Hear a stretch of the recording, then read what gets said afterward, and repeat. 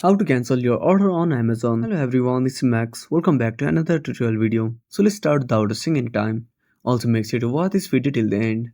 First of all, make sure your internet is working properly. Then head to the Play Store.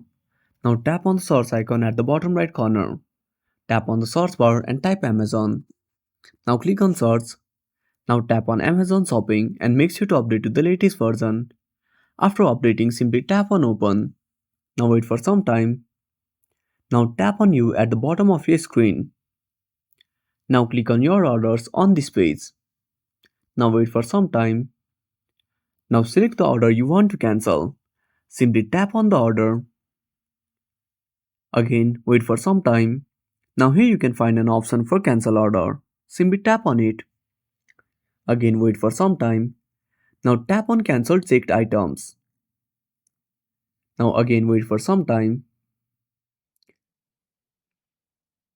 And that's it. Thanks for watching. Make sure to subscribe our channel and hit the bell icon. See you in the next video.